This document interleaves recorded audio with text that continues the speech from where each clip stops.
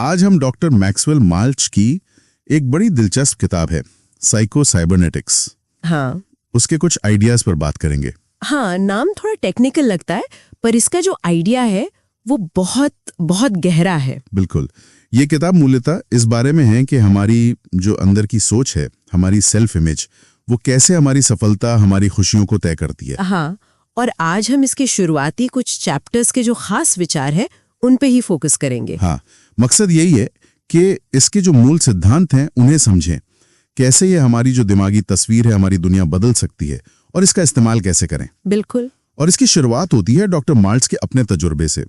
वो plastic surgeon थे जैसा आपने बताया। हाँ, और उन्होंने एक अजीब चीज नोटिस की कि लोगों के चेहरे बदलने से या कोई बाहरी निशान हटाने से जरूरी नहीं कि वो अंदर से भी बदल जाएं। अच्छा, मतलब सर्जरी के बाद भी? हाँ, कुछ लोग वैसे ही दुखी या कम आत्मविश्वासी रहते थे, वो खुद को सर्जरी के बाद भी उसी पुरानी नजर से देखते थे। अरे, ये तो बड़ी सोचने वाली बात है। बिल्कुल, यहीं से उन्होंने ये सेल्फ इमेज यानी हमारी अपनी जो एक मानसिक छवि है, हाँ। उस कॉन्सेप्ट को समझा। तो ये सेल्फ इमेज मतलब एक तरह का अदृश्य आईना हुआ जो दिखाता है कि हम क्या हैं, क्या कर सकते हैं। हाँ बिल्कुल, ये तय करता है कि हम क्या मानते हैं अपने बारे में, क्या महसूस करते हैं और क्या हासिल कर सकते हैं। ये एक तरह का ब्लूप्रिंट है। लेकिन क्या ये फिक्स्ड होता है, मतलब जो बन गया सो बन गया? नहीं, यही तो सबसे मजे की बात है। ये फिक्स नहीं है, ये हमारे अनुभवों से, हमारी मान्यताओं से बनती है और इसे बदला जा सकता है। अच्छा, बदला जा सकता है। हाँ, डॉक्टर माल्ट्स दिमाग की तुलना एक साइबरनेटिक सिस्टम से करते हैं। जैसे कोई गाइडेड मिसाइल होती है ना। हाँ, जो अपने टारगेट पर जाती है। बहुत शक्तिशाली सिस्टम है, पर इसे सही दिशा देना वो हमारे हाथ में है। तो ये जो साइबरनेटिक सिस्टम है, क्या यही वो सक्सेस मैकेनिज्म है जिसकी बात किताब में है? हाँ बिल्कुल वही। हर इंसान के अंदर ये ऑटोमेटिक सक्सेस मैकेनिज्म होता है। ये हमें कामयाबी की तरफ ले जाने के लिए बना है। लेकिन फिर सब कामयाब क्यों नहीं होते? इसे एक्टिवेट कैसे करते हैं? इसे एक्टिवेट करने के लिए दो चीजें बहुत जरूरी हैं। एक, बिल्कुल साफ लक्ष्य, आपको पता होना चाहिए कि आपको जाना कहाँ है। ठीक है। और दूसरा, उस लक्ष्य की बहुत सच्ची, बहुत गहरी कल्पना, इतनी कि वो असली लगने लगे। कल्पना मतलब सिर्फ सोचना? सोचने से ज्यादा महसूस करना, क्योंकि मजे की बात यह है कि हमारा दिमाग वो कल्पना और हकीकत में ज्यादा फर्क नहीं कर पाता। हाँ, ये तो है। जैसे डल का उदाहरण, अगर हम किसी बुरी चीज की कल्पना करें तो दिल वैसी धड़कने लगता है। बिल्कुल, शरीर वैसे ही रिएक्ट करता है जैसे सच में खतरा हो। तो इसी तरह अगर हम सफलता की कल्पना करें, उसे महसूस करें, तो हमारा सिस्टम उस दिशा में काम करने लगता है। तो मतलब सिर्फ लक्ष्य तय करना काफी नहीं, उसे पाना, उसे जीना मन में। हाँ, और फिर सिस्टम पर भरोसा रखना, ज्यादा चिंता नहीं करना, ज्यादा शक नहीं करना। जैसे वो तीरंदाज तीर छोड़ने के बाद कमान पर शक नहीं करता। लेकिन अगर हम लगातार फेलियर के बारे में सोचें, अपनी कमियों के बारे में, तो ये सिस्टम ये बहुत लॉजिकल है, ये उसी नेगेटिव दिशा में काम करने लगेगा। ये फर्क नहीं करता कि लक्ष्य पॉजिटिव है या नेगेटिव। ओहो, तो यहीं पर कल्पना, इमेजिनेशन का रोल आता है। हाँ, कल्पना ही वो चाबी है जो इस सक्सेस मैकेनिज्म को स्टार्ट करती है। हम वही बनते हैं जिसकी हम सबसे ज्यादा और सबसे शक्तिशाली कल्पना करते हैं। तो सिर्फ पॉजिटिव सोचो बोलने से काम नहीं चलेगा। नहीं, उसके पीछे एक जीती जागती तस्वीर, एक एहसास होना चाहिए। जैसे किताब में थिएटर ऑफ द माइंड की बात है। हाँ, मन के मंच पर खुद को कामयाब होते देखना। बिल्कुल, खुद को सफल होते हुए, कॉन्फिडेंट महसूस करते हुए देखना। ये मानसिक अभ्यास सीधे हमारी सेल्फ इमेज पर काम करता है। ये सुनने में तो अच्छा लगता है, पर क्या ये वाकई काम करता है? माल्ट्स का तो यही कहना है, लेकिन कई बार हमारी ये क्षमता दबी रह जाती है, कुछ झूठी मान्यताओं की वजह से। झूठी मान्यताएं? जैसे मैं ये नहीं कर सकता, मैं काफी अच्छा नहीं हूँ, मुझसे हमेशा गलती होती है। ये अक्सर बचपन की किसी बात से या किसी पुरानी नाकामी से बन जाती हैं। हाँ, और ये हमें रोक कर रखती हैं। इनको पहचानना कैसे है? पहला कदम तो यही है कि इन्हें पहचानें। आप लिख सकते हैं कि आप अपने बारे में क्या नेगेटिव मानते हैं, फिर सोचें ये ख्याल आया कहाँ से, क्या ये वाकई सच है? ज्यादातर शायद सच ना हो, बस एक विचार हो। बिल्कुल, ज्यादातर ये सिर्फ पुराने अनुभव या किसी और की राय होती है। फिर उन्हें चुनौती दें और उनकी जगह नई, सच्ची, पॉजिटिव मान्यताएं बनाएं, जैसे मुझ में काबिलियत है, मैं सीख सकता हूं। और ये सब फिर वापस उसी साइबरनेटिक मैकेनिज्म से जुड़ जाता है। हाँ, क्योंकि जैसा हमने कहा, ये सिस्टम सही गलत नहीं देखता, ये तो बस ऑटोमेटिक है। आप इसे जो मानसिक तस्वीर देंगे, ये उसी पे काम करेगा। एग्जैक्टली। अगर आप सफलता की, काबिलियत की स्पष्ट छवि देंगे, ये उस तरफ बढ़ेगा। अगर शक या डर की छवि देंगे तो उधर जाएगा। तो स्पर्श लक्ष्य और प्रबल कल्पना, यही फॉर्मूला है। हाँ, ये दोनों मिलकर सिस्टम को सही दिशा देते हैं। और अगर असफलता मिले तो इसका मतलब सिस्टम फेल हो गया? नहीं, माल्ट्स कहते हैं कि असफलता को फेलियर नहीं, फीडबैक समझना चाहिए। फीडबैक मतलब ये एक सिग्नल है कि शायद कुछ बदलने की जरूरत है, शायद तरीका बदलना है या कुछ और सीखना है। ये सिस्टम को एडजस्ट करने का मौका है, हार मानने का नहीं। ये एक अलग नजरिया है फेलियर को देखने का। बिल्कुल। हमारी बाहरी हकीकत हमारी अंदरूनी दुनिया का ही अक्स है। हमारी सोच, हमारी सेल्फ इमेज, हमारी कल्पना, यही सब तय करता है। हाँ, और सबसे बड़ी बात कि ये हमारे कंट्रोल में है। हम अपने दिमाग के इस ऑटोमेटिक सिस्टम को सही लक्ष्य और पॉजिटिव कल्पना देकर अपनी जिंदगी की दिशा बदल सकते हैं। ये वाकई एक शक्तिशाली विचार है कि चाबी हमारी अंदर है। बिल्कुल सही कहा। जरा सोचिए, आज आपकी कौन सी एक ऐसी गहरी मान्यता या कल्पना है जो शायद आपको आपकी असली क्षमता को रोक रही है? ये किताब वाकई सोच बदलने वाली है। इसमें कमाल का आइडिया है कि हमारा दिमाग वो एक तरह की ऑटोमेटिक मशीन जैसा है, जैसे कोई लक्ष्य भेदी मिसाइल। बिल्कुल। इसे साइबरनेटिक प्रणाली या सर्वो मैकेनिज्म कहा गया है। मतलब एक ऐसा सिस्टम जो खुद ब खुद अपने टारगेट की तरफ बढ़ता है और रास्ते में आने वाली दिक्कतों को ठीक भी करता जाता है। ऑटो करेक्टिंग कह सकते हैं। कैसे हमारी कल्पना, हमारी भावनाएं और हाँ, हमारी गलतियां भी वो हमें या तो लक्ष्य तक ले जाती हैं या फिर भटका देती हैं। सही कहा। और सबसे खास बात यह है, जैसा आपने कहा, कि ये सब हमारे अवचेतन मन में होता है, ज्यादातर ऑटो पायलट पर। अच्छा। हाँ, किताब का तर्क ये है कि ये सिस्टम ना कल्पना और हकीकत में ज्यादा फर्क नहीं कर पाता। हम जो भी मानसिक तस्वीर या लक्ष्य इसे देते हैं, ये उसी को सच मानकर काम करने लगता है।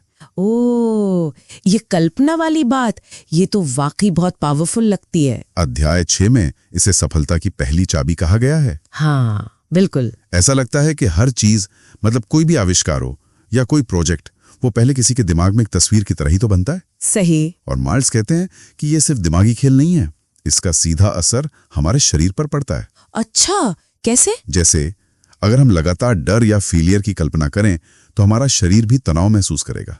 वो फाइट या फ्लाइट मोड में जा सकता है। और अगर हम सफलता की, आत्मविश्वास की तस्वीर बनाएं तो शरीर शांत रहेगा, ज्यादा सक्षम महसूस करेगा। किताब में एक तकनीक भी बताई है। हाँ। कि रोज करीब 30 मिनट शांति से बैठें और खुद को ठीक वैसा महसूस करें, वैसा देखें जैसा आप बनना चाहते हैं, लेकिन ऐसे जैसे वो अभी हो रहा है। अभी मतलब प्रेजेंट टेंस में? हाँ बिल्कुल। ये अभी वाला एहसास बहुत जरूरी है, क्योंकि ये सिस्टम ये हमेशा वर्तमान में ही काम करता है। ये तो कमाल है। अच्छा, तो अगर कल्पना रास्ता दिखाती है तो फिर गलतियों का क्या? अध्याय 7 में वो मिसाइल वाली बात थी। हाँ, वो गाइडिंग सिस्टम वाली। हाँ, तो क्या इसका मतलब ये है कि फेल होना या गलती करना वो उतना बुरा नहीं है जितना हम सोचते हैं? किताब तो यही नजरिया देती है। ये जो हमारा अंदरूनी सर्वो मैकेनिज्म है ना, ये गलतियों से डरता नहीं है। अच्छा। हाँ, ये उन्हें बस एक फीडबैक समझता है। जैसे मिसाइल अगर लक्ष्य से थोड़ा हट जाए तो वो जानकारी इस्तेमाल करके खुद को वापस ट्रैक पर ले आती है। लेकिन यहाँ एक बहुत जरूरी बात है, ये सिस्टम तभी ठीक से काम करता है जब लक्ष्य एकदम साफ हो, क्रिस्टल क्लियर। मतलब अगर लक्ष्य धुंधला है या हमें पता ही नहीं कि हमें जाना कहाँ है, तो ये बेचारा सिस्टम कंफ्यूज हो जाएगा। उसे समझ ही नहीं आएगा कि किस दिशा में सुधार करना है। सही बात है। बिना मंजिल के रास्ता कैसे सुधरेगा?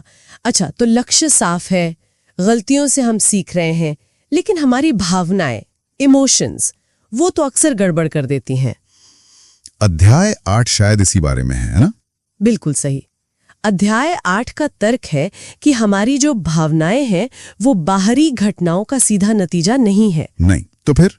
वो हमारी उन घटनाओं की व्याख्या का नतीजा है।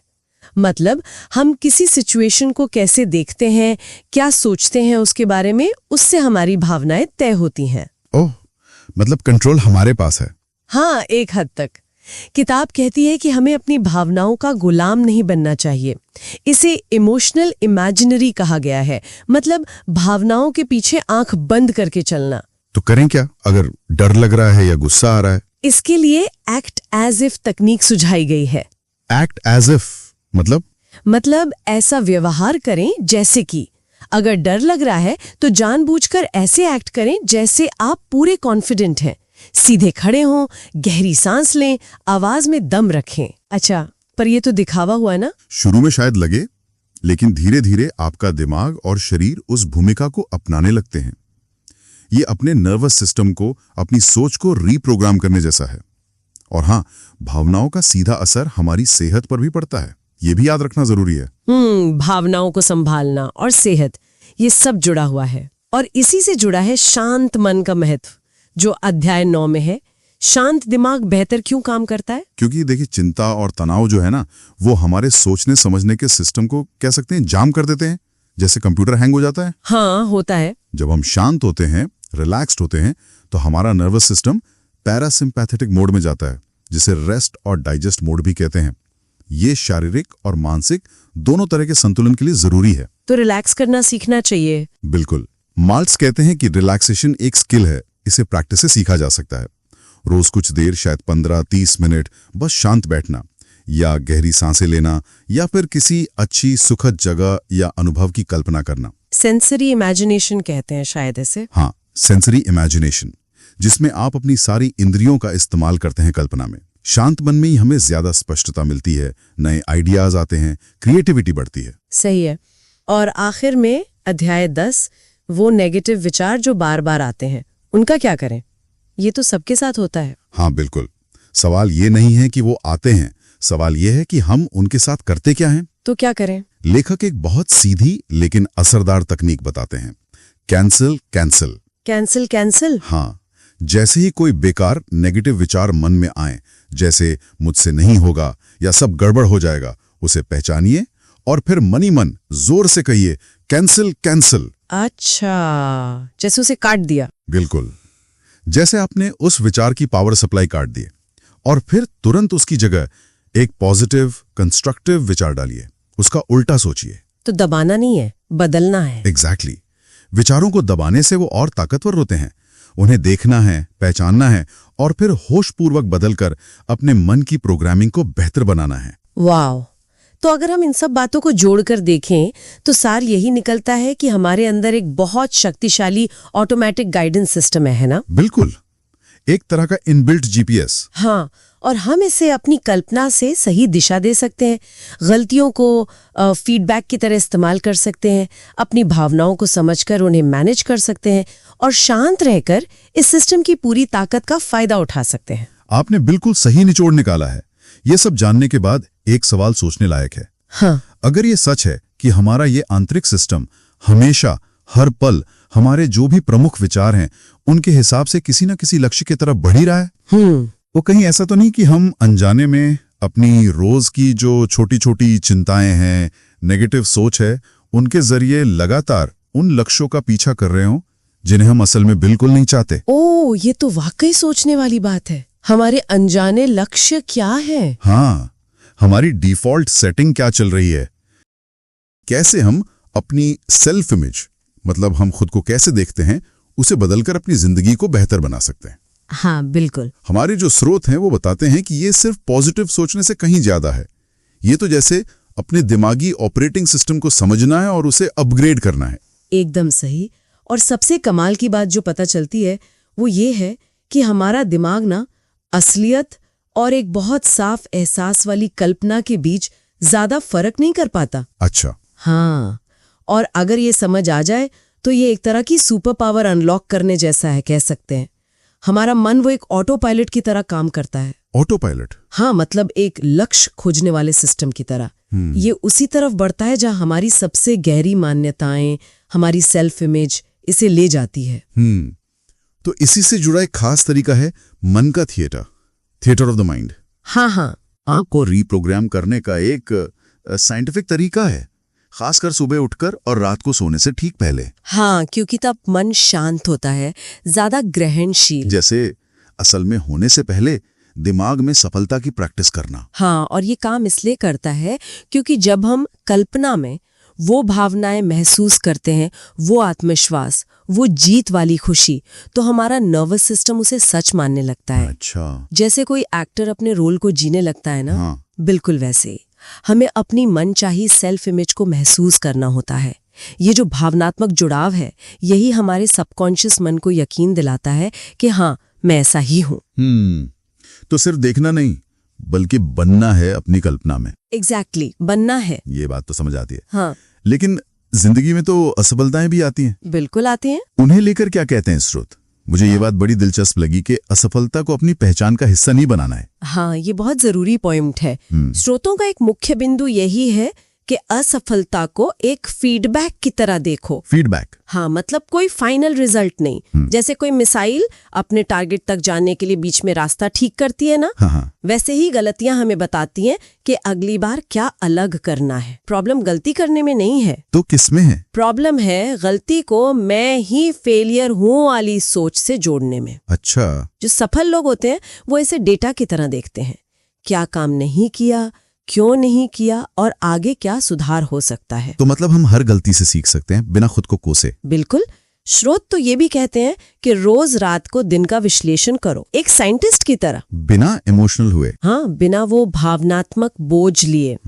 बस फैक्ट्स देखो, क्या हुआ, नतीजा क्या था, अगली बार क्या बेहतर कर सकते हैं। ये नजरिया हमें लगातार सुधार करने की ताकत देता है, बिना निराश हुए।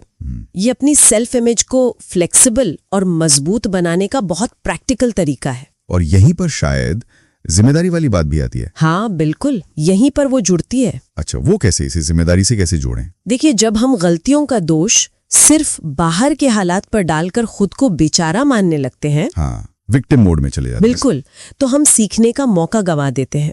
स्रोत इस बात पर जोर देते हैं कि अपनी प्रतिक्रियाओं की जिम्मेदारी लेना जरूरी है। अपनी प्रतिक्रियाओं की? हाँ, ये मानना कि मुश्किल हालात में भी हमने कैसे रिएक्ट किया, वो हमारा चुनाव था। ये सोच हमें कंट्रोल वापस देती है। ये बात तो बहुत पावरफुल है ना?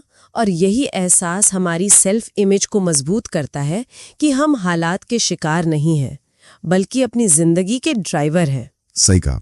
और शायद इसीलिए रिलैक्स रहने पर भी इतना जोर दिया गया है, क्योंकि तनाव में तो हम अक्सर बस रिएक्ट ही करते हैं, सोचते नहीं। बिल्कुल सही पकड़ा।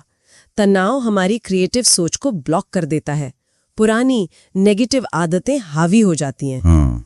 दूसरी तरफ जब हम शांत होते हैं, रिलैक्स होते हैं, तो हमारा अवचेतन मन नई जानकारी, नए सुझावों के लिए ज्यादा खुला होता है। अच्छा। यही वो टाइम है जब मन के थिएटर जैसी तकनीकें सबसे ज्यादा असर दिखाती हैं।